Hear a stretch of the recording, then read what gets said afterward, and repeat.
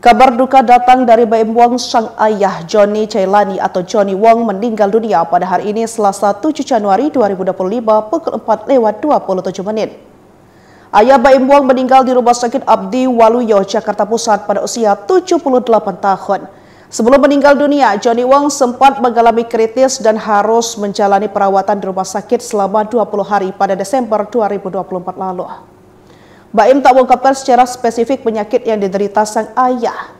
Namun, Baim mengungkap kondisi ayahnya ketika itu yang muntah tiap kali menyantap makanan. Saat itu, Baim memang tidak tahu penyakit apa yang diderita sang ayahnya. Hanya saja disebutkan bahwa ada 2 profesor yang dilibatkan untuk mengobati sang ayah pada saat itu. Baim sempat mengunggah foto ayahnya saat sedang terbaring lemah di tempat tidur di rumah sakit. Meskipun begitu, beberapa waktu lalu, Johnny Wong dikabarkan telah melewati masa kritis dan diperbolehkan pulang dari rumah sakit. Kabar duka menyelimuti aktor dan YouTuber Baim Wong. Sang ayah meninggal dunia. Johnny Wong, ayah Baim Wong, meninggal dunia pada Selasa, tanggal 7 Januari tahun 2025, setelah mendapatkan perawatan intensif di Rumah Sakit Abdi Waluyo, Menteng, Jakarta Pusat. Kabar meninggalnya ayahanda Baim Wong, Johnny Wong, diunggah langsung oleh Baim di Instagramnya. Innalillahi wa inna ilaihi rojiun.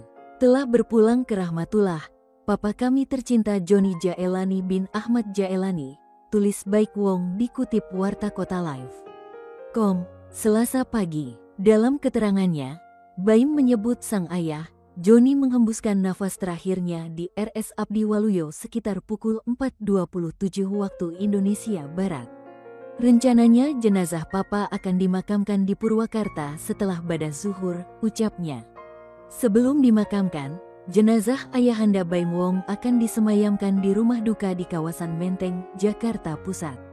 Semoga Allah SWT mengampuni segala dosa-dosanya dan memberikan tempat terbaik di sisinya, tulis Baik Wong.